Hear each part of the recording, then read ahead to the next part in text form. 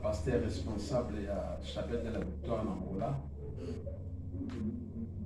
Madame mariée, père de 4 enfants. Amen. Amen. Amen. Est-ce que tu remets la colo ma boca bien? Tu remets la colo ma boca.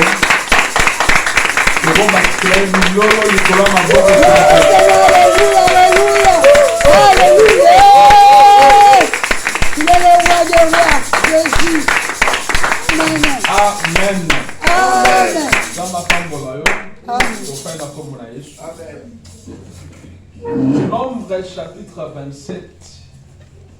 Nombre 27. D'autant verset 4 et puis verset 7. Je lis au nom de Jésus. Amen.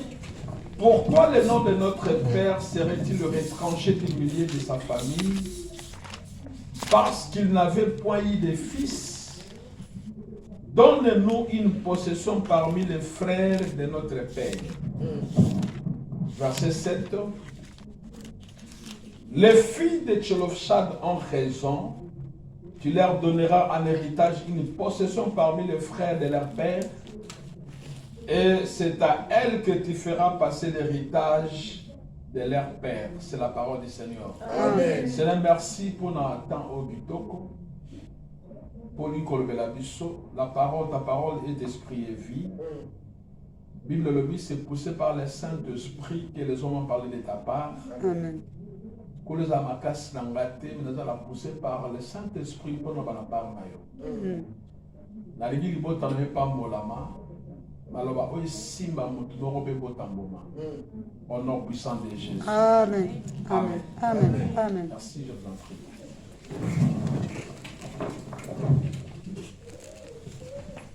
Toujours le fils de Tchelofchad ont raison. Comme thème d'Abisso, les filles de Tchelofchad ont raison. Donc, tirons mon nombre, chapitre 27. Totangi 2 versets, verset 4 et verset 7. Mais thème d'Abisso, donc tirons mon verset 7. Nombre 27. Nombre chapitre 27, toujours verset 4 et 7. Mais il y a autant dans l'histoire de Bibéro Sungayo. Alléluia. Bien aimé, les solos qui na désert. Les solos na Israël, mais salami na désert. Et là on dit les qui, et na papa moko, na kombo ya Tchelofchad. Papa oyo abotaki bana 5 bana basi. Aboti mwana mbali te. Or na Israël, soki motu aboti mwana mbali te et que akufi kombo na ye kozala retranché na famille na ye. Amen. Ba olobela su kombo ya motu wana te po atiki mwana mbali te. Mais soki mwana mbali abotami, c'est alors mwana mbali la succession ya kombo ya tata. Alléluia. Amen. Papa oyo aboti kaka bana basi mitano mwana mbali azate. Et ça dit que papa ngo akufi pe atiki héritage. Lokola boti bana basi mwana mbali azate, même héritage atiki bana basi va bénéficier na ngote. Bana droité. Alléluia. Amen. Et l'homme dit les salami bana oyo bafandi babandi ko souffrir, mais bazala biloko baba tiki mais ba souffrir. Du coup bazu conscience babi tokende to mona Moïse basangani bango nyonso 5 bake mona Moïse bazaki devant sacrificateur Eliazar, bazaki liboso ya ba prince, liboso assemblée nyonso ya Israël. Nata omona mwasa na maloba koloba te, ana pouvoir koloba te, ana décision te, mais sali ke ba décider ba mona Moïse. Alléluia. Amen. Ba ke ba mona Moïse, ba koute na Moïse na temps d'assignation, ba yebisi Moïse boye. Tata na biso akufaki na désert. Azana milliers d'assemblées à bateau va se révolter qui était contre l'Éternel. Batu Oyo va révolter qui était dans l'assemblée à Corée. Mais papa na biso akufi na masumu na ye moko. Mais aboti mo na mbalite. Alléluia. Amen. Basali ba détail au pourquoi. Parce que bokonzi ya Moïse a qui combattu. Batu bazala ki wana bazondima bokonzi ya Moïse te pona nika Moïse akamba biso et biso to kambate pourquoi. Na batu ba telemaki Moïse c'était Corée Dathan Abiram Naon. Alors que Moïse t'a tomboki a memi bango quelque part. Pe aibisi bango to la bino na ngai so na nzama benga. E mukolo wana mabele fungwama Corée Dathan Abiram Naon ba kota na bombo na mabele pe mabele ziba bango. Bakufaka bango moko te. Bakufa na batu nyoso ba soutenaki bango na ba membre ya famille na bango balandaki bango bakota na mabele ya bomoi. Alléluia. Amen. Bien aimé mosali na nzambe wa bunza ete. Amen. Okota mabele. Muto nzamba bengi, muto nzamba poni babundisa ete. Atuta na makasi koleka ye. Ato azomona na faible liboso na yo, mais soki ye nzamba poni ko bundisa ete. Amen. Amen. Kala ndeko pe na yebse ko bundisa mosali na nzambe. Ba bundisa mosali na nzambe te yebsa. Azala ndeko na yo, azala mobali na yo, azala mwasi ba azala leki na yo, mosali na nzambe ba considérera ye ba bundisa ete. Alléluia. Amen. Bana ba sho ba mosala ba détail. Ba bi papa na mososa kufa na ye, mais akufa ki na désert. Azaki na lisanga ya bato ba se révolter contre nzambe te. Ya bato ba bazaki na lisanga ba korete. Mais akufi na masumu na ye moko. Mais loko eza que atiki mo na mbalite. Alléluia. Amen. Ba continue ko loba. Na verset 4. Pourquoi le nom de notre père serait-il retranché au milieu de sa famille? Pour nani kombo atata na biso et kozala retranché na famille na ye pour aboti mo na mbalite. Est-ce que biso bana baso ba douter? Pour aboti mo na mbalite c'est kombo atata na biso da retranché na milieu famille na ye pe bo pesa biso pe possession oyo bandeko na bazui ya héritage. Alléluia. Amen. Bana baso yo ba fille de Tchelofchad ba réclamer biloko mibale et pas Moïse. Et loko liboso ba réclamer le nom de leur père. Papa na biso vivaki akoleka inapercité pour aboti mo na mbalite. Omoni akoleka inapercité. Même aboti ka biso bana basi photo succéder comme papa na biso. Amen. Et qu'on lit moité, va réclamer le nom de leur père et de deux va réclamer héritage. Biloko papa na bango atikaki. Alléluia. Amen. Bien aimé, la vie. Loko na motu. Kolinga koleka te na mokili oyo inaperci. Na vie. Faut ça la nyonso et sika yoza. Otika batras. Amen. Amen. Alléluia. Amen. Nzamba tseki on a sena moi pamba te. A tseki on a tina. Même lobi kozala te, mais bilembo. Ya tina ba tselo na mokilo fesa nini. E monana. Un jour, David a ken na front. A ken otika ba ndeko ne biloko olia. Akuti Goliath azo menacer Israël pendant 40 jours. David a tout bon. Moto olonga moto ba opese ni. Ba pese ba détail comme gendre ya roi tout ça ba opese kombo ya famille ko yeba na mboka mabelebe. Ay bon me mangue pas roi. Ba meme pas roi Saül ba présenter David. David a dit ngana obunana moto wana. Ba tali mwana mwa muke. Ba tali na Goliath ba bien possible yo ko bundati. Moto wana abunda bana bumo na c'est un guerrier. Yo ko bundana été. David a un pronostic. Babylone a ça dans l'ombre. Alors, il y a beaucoup de gens D'aboma lion, d'aboma ours. Amen. Amen. Donc, ours na lion. Mutuana liboso lion na ours et l'autre. Amen. Donc, ngai na obete ba bebe na obomaye. Alléluia. Yes. Donc, et bouleverser roi ba dire ya David. Tant que David a son baluka pour kende. Roi Bengi, chef de son armée, Abner, fils de Ner. Abissé Abner. De qui ce jeune homme est-il fils? De qui ce jeune homme est-il fils? Donc la paternité est sacrée. Alléluia. Amen. Donc comme ya tata eko bungate. Yango bana baso abi pona nini comme ya tata na biso na retranché na famille pour boti mona ombalité. Alléluia. Amen. Bien il faut ça la nyonso bo kombo ya famille e bungate mais eloba ma partout même nous Amen. Yes. Amen.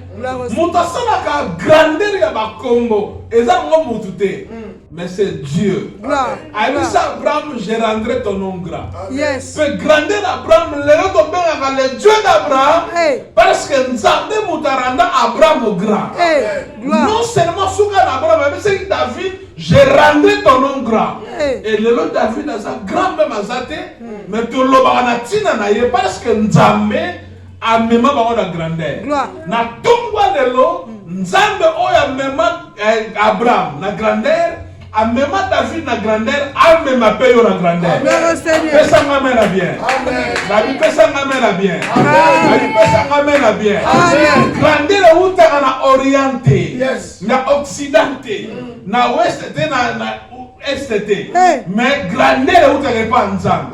Nzambe asala batu ba kombo. Nzambe même batu la grandeur. A même payo na grandeur. Pesa ngame na sala mela.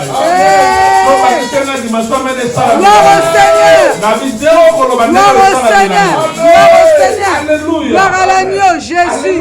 Amen. Ça ne va réclamer par David, pas Moïse. Babi comment papa na soko bungate pour aboti mon embalité. Et Dédé, bon père sa biso héritage au papa na biso atiki. Bien aimé na Israël. Bana baso baki na droit olobate. Parce que ça va dire que loi s'établit. Si va établir sango que tata aboti mon embalité soit akufi et sili comme bungi biloko na beso atiki muta bénéficier na ngoma bandeko na ye. Bana basi bana droit ezaki loi de génération en génération. Mais bana basi yo bazui conscience pe ba yeko réclamer. Bien aimé na vie Babylone mususu ozomona clarté. Ceux qui ont réclamé ngoté, ceux qui ont lobité et otika la bongo po ozwa ngoté. Amen. Alléluia. Amen. Mokili et salamana liloba. Nyonso comment et salamana liloba. Même kindoki eza mingi liloba. Alléluia. Alléluia. Muto ayebi koloba akolonga mate. Yes. Amen. Tango logo zotambula te fungula munoko sanini loba. Ozomona clarté la situation moko fungula munoko loba. Pe omona ba mo échanger. Amen. Na funguli parenthèse. Maman na biso aki mupagano. Assemble la ate. Ayebi nzambe te. Mais tozalaki menacé na ba esprit mabe. Na ba butu ba balali biso tolala ate. Soka ba désert, bo senti batu ba otamble likolo ba tol. Bat ba obeta ba shit ba oni ata ba tol. So bo bimi bo mona montute. Mukomsu mama na bi trop c'est trop. Lelo nga fola kutana batu wa. Mama ko bima te mabi lelo. Oyo koya. Eya. Mama fungula ndako na ba 2h du matin. Abimi libanda. Abando laba, abando saka. Arabi ngai Selina nana nyongo ya mutu te mutu yo ayebi ke ngana na nyongo na ye aya na moi na butu te nzamba sala moi ba sala musala mais butu po batu bala na pongi pona nini biso na butu to sanga ka pongi soki oyebi ke na niongo na yo ya komona nga Na boyi tongo. Yes. na butu te Yes. azongi akangi ndako bien aimé ndeka akangi ndako makelele Esili. totikala koyoka su likambo wana Gloire au Seigneur. eloko esalaki bato wana baya lisusu te nini Maloba. Maloba. Parole. tala moto aza na nzambe te alobi esalami Aïe. bongo yo oza na nzambe na bomoi Aïe. Aïe. Aïe. Aïe. Aïe. alleluya Amen. yebisa moninga mpona situation na nga na oloba Pona situation na koloba. na makambo na Makambo na loba. yebisa Na te koloba kolaka na lisusu. munoko te na Na kokanga oloba munoko te na nga oloba. na oloba Na oloba. Alléluia. Seigneur. bana baso babiki eza balois établi me baza nini balobi Lobi. Hey. babisi moïse Na komba loba. tatelobunga te Jamais. biso tozali fo komba tata na biso continue kozala et après héritage bopia biso Amen. moïse soki nga na place ya moïse loko eza loi établi nayebisaka bino boyo teke eza loi sikoyo nga fo nasali nana mamoloba na bino te boyebi ke eza loi etikali bongo Libeko. mais moïse ayoki bana oyo bon tata na biso asumbuka na ye makambo na ye moko akufi na ye moko Amen. atombokela nzambe te atombelaki ebe moïse te aza mpe na lisango ya bato bakundama te mabele mbela bango azala te akufa na ndenge na ye bongo akozwa punition bongo pwani moïse alobi bozela alleluya Amen. bosala nini Bozela. bozela mpo basala nini Bazeli. Balobi. Balobi. bozela bana baso bazeli abi bozela nakende komona nzambe moïse ake komona nzambe abisi nzambe tala bana Tselofshad tala biloko balobi na ngai baoreklame kuma tata na bango ebunga te na loi oyo biso nyonso toyebi et puis babénéficie na héritage na bango oyo baa na droit nango te Hey. nzambe alobi na moïse Gloire. mibale te dans verset 7 abisi bango les filles de Tselofshad ont raison Raison. Hey. Jésus-Christ. Alléluia. Amen. Hey. les filles de Tselofshad Ont raison. ont raison Hey. bien que bana bango na droit te Hey. bien que eza balois établi Oh Seigneur Jésus. mais lokola baye kosenga yo bazwi conscience barécupere biloko na bango mpe kobata te bunga te les filles de Tselofshad Oh raison. Hey. naye koyebisa ngo na pase Yeah, yeah, yeah, yeah, tonga yeah, lelo yeah. wana raison Yeah. nalobi bamata bakita Naza na wana raison. raison Hey. yo oza na tort te moza na Raison. Alléluia. Amen. nzambe achange loi abi zwa biloko tata na bango o bandeko tata bazwa Hey. zongisela bango biloko na bango Hey. o tata akufi mama akufi bandeko bango botela biloko plus jamais Jamais. Alléluia. Jamais.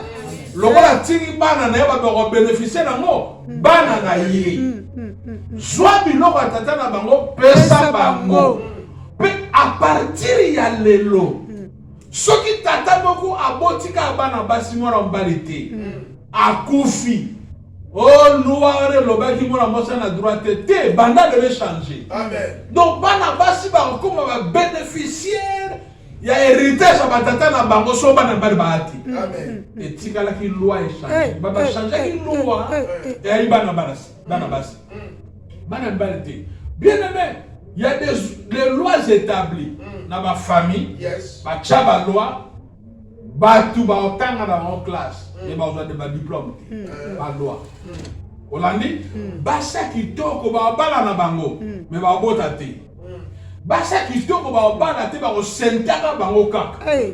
donc eza baloi na age moko songolo bato banokufa batie baloi mais soki bana Tselofshad bachangeaki balois établi Hey. à combien plus forte raison biso bafils de Dieu to bakochange baloi te balois établi nyonso batiela yo lelo ekweya Ekweya lelo. Na kombo na Yesu. Ah, na kombo na Yesu. Au nom de Jésus. Au nom de Jésus. Au nom de Jésus. Au nom de Jésus. Na kombo na Yesu.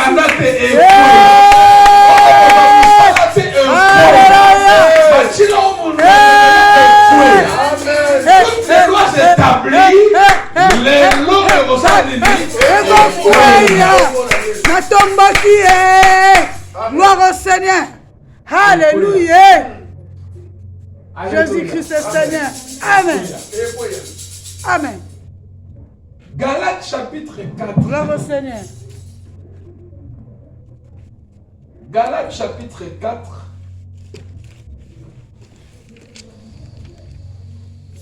Galates chapitre 4.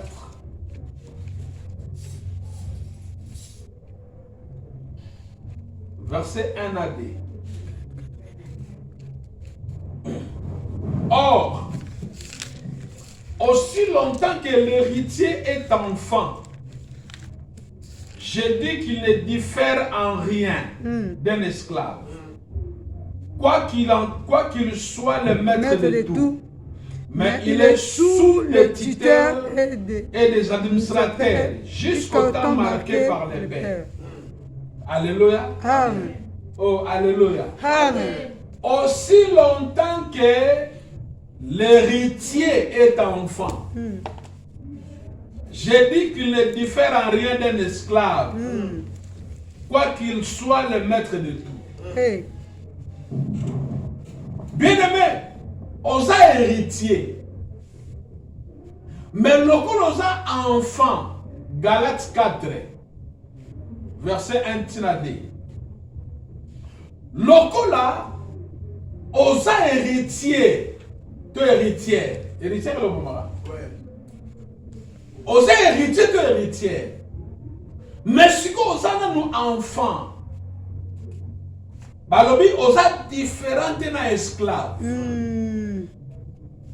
Bien qu'on a maître biloko nyonso, mais na esclave a une différence. Alléluia. Amen. Parce que osana na connaissance te. Osana na maturité te.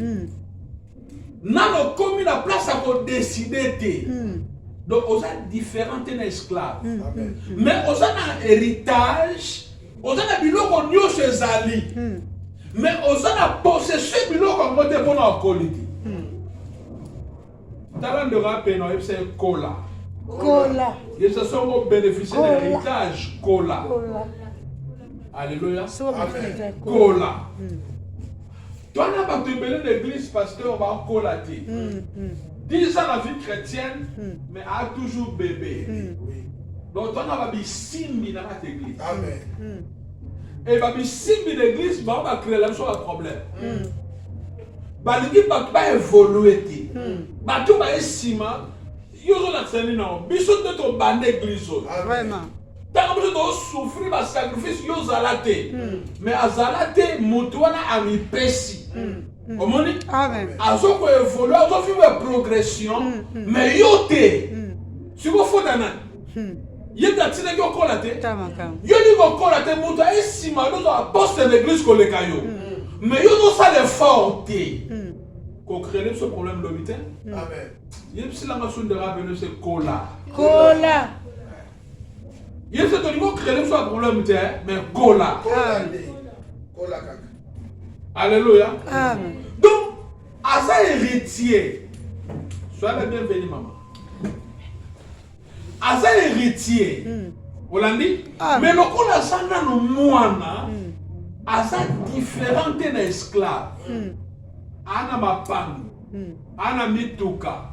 Ana ba compte na banque. Ana ba entreprise. Mais le coup la sa mwana mke moi gérango. Exact. Mutu mususu nde mtazo gérer na place na yi. Sobe omvuka yo.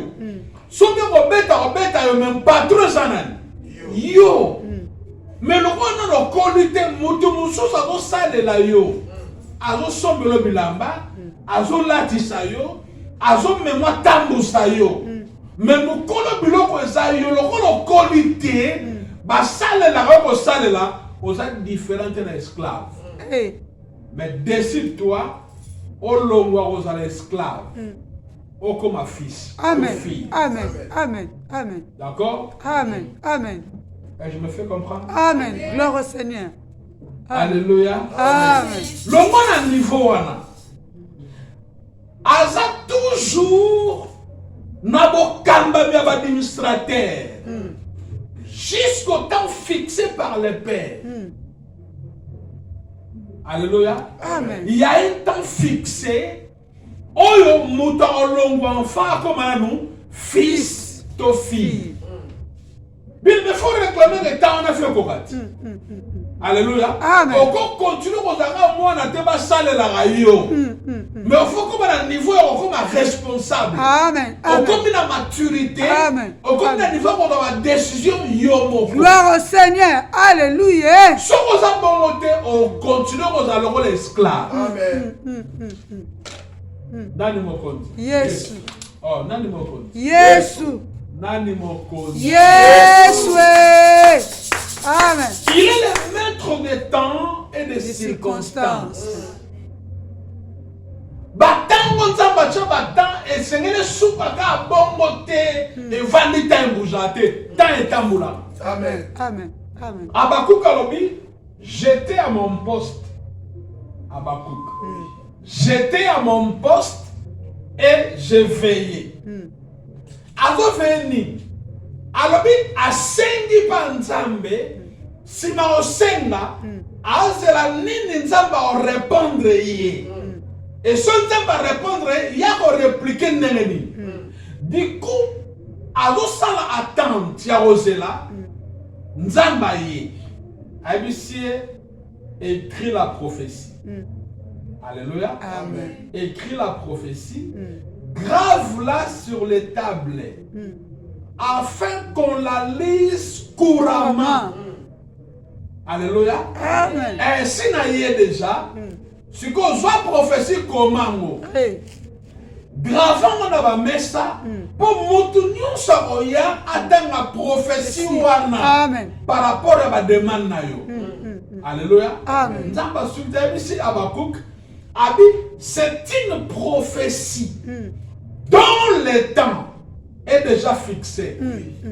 La prophétie dont le temps est déjà fixé. Amen. Et elle marche vers son terme. Hey. Amen. Ba fixé tanango.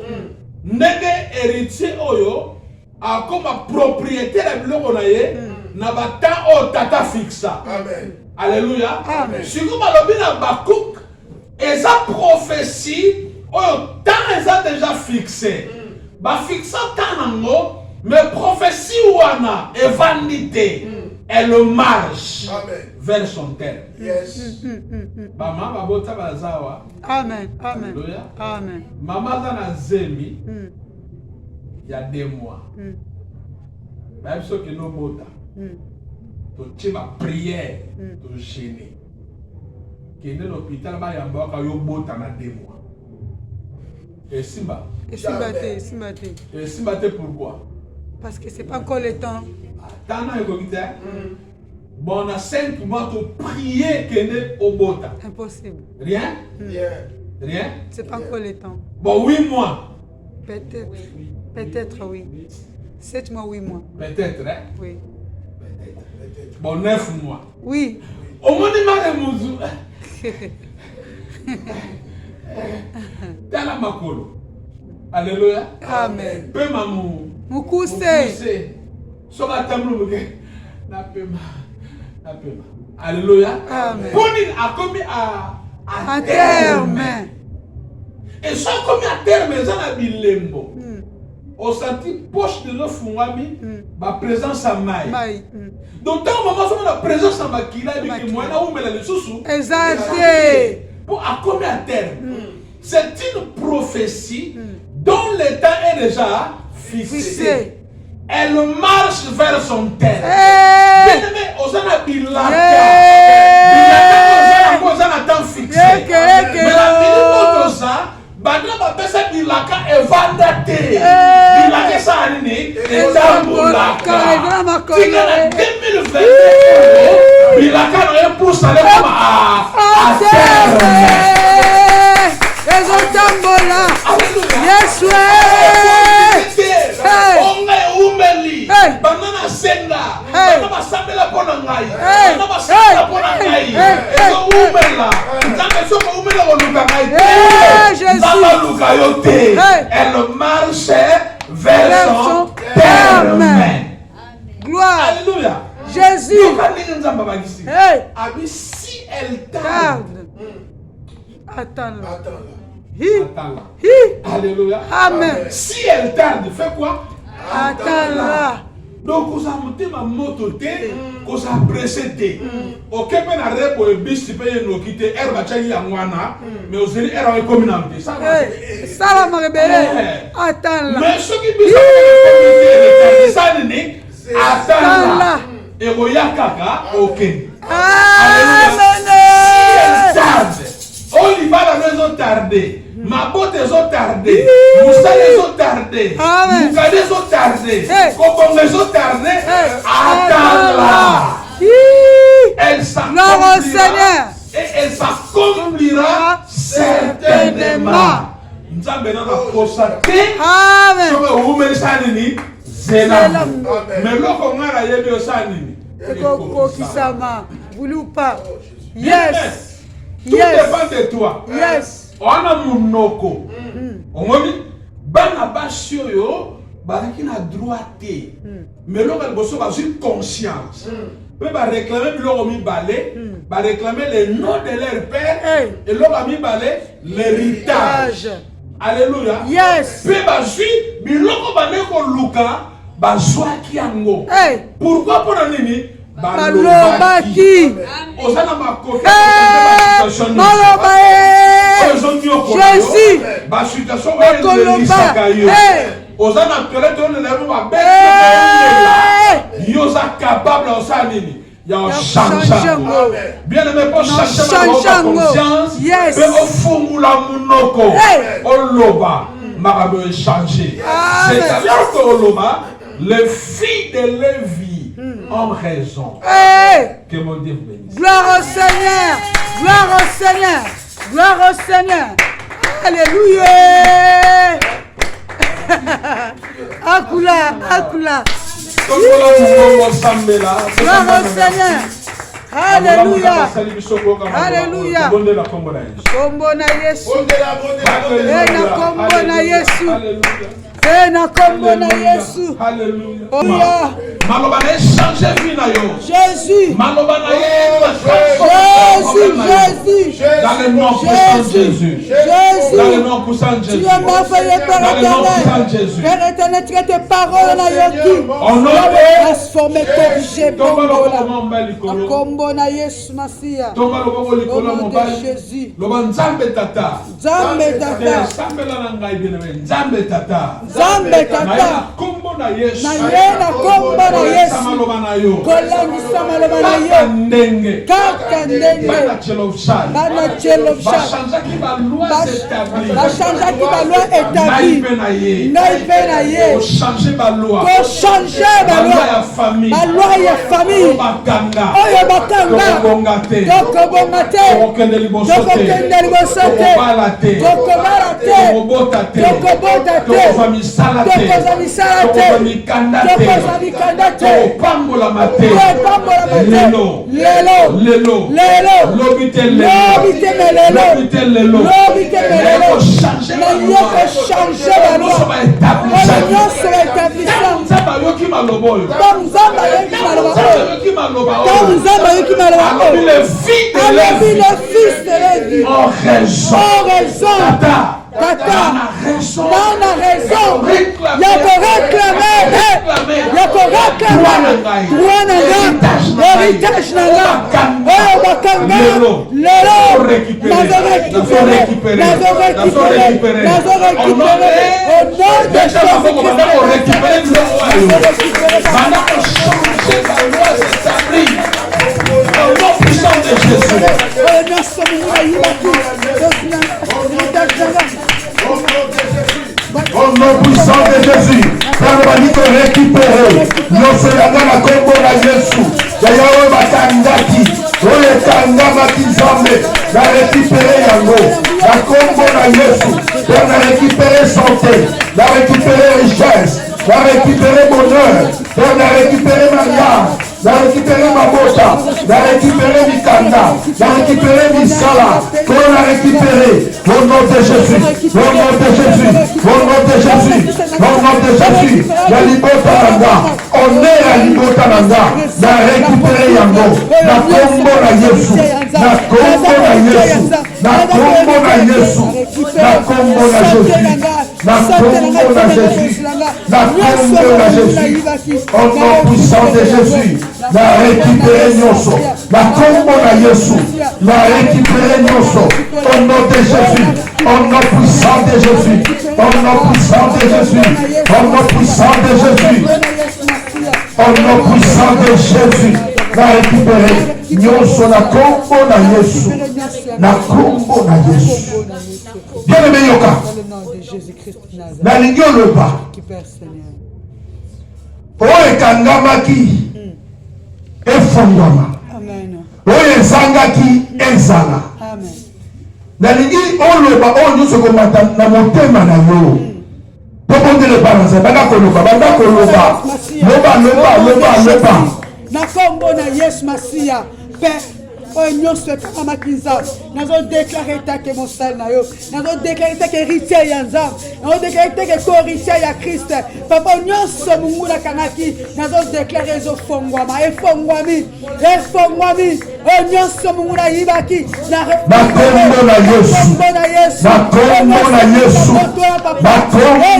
Yesu au nom puissant de Jésus Père nyonso ekangamaki nzambe na kombo na Yesu Père na fongoli yango ezofongwama na kombo na Yesu kolo ezangaki ezozala na kombo na Yesu au nom puissant de Jésus au nom puissant de Jésus au nom puissant de Jésus-Christ de Nazareth Père na poésie sur le diable na proclamer victoire au nom de Jésus au nom puissant de Jésus.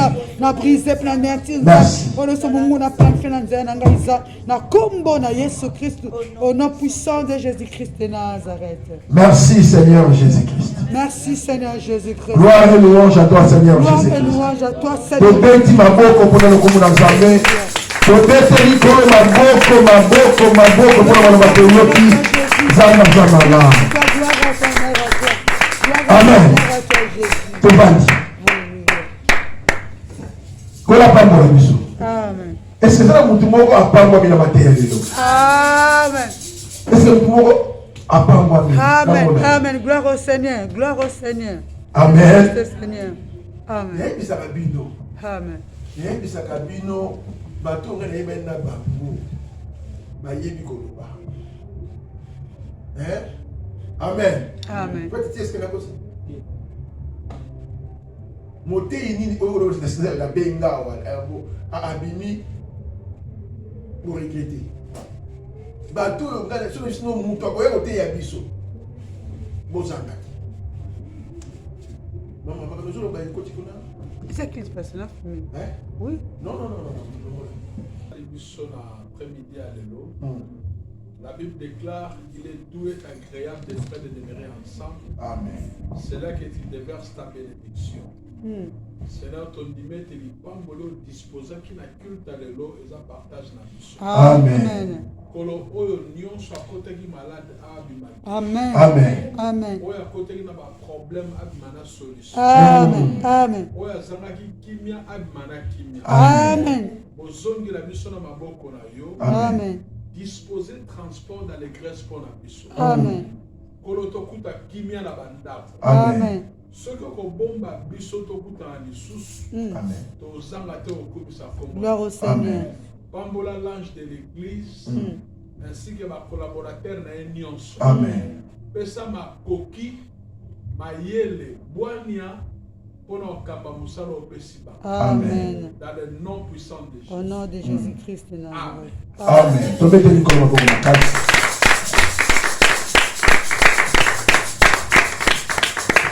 Voilà, il y a une maman Betty, maman Smith, maman Agathe.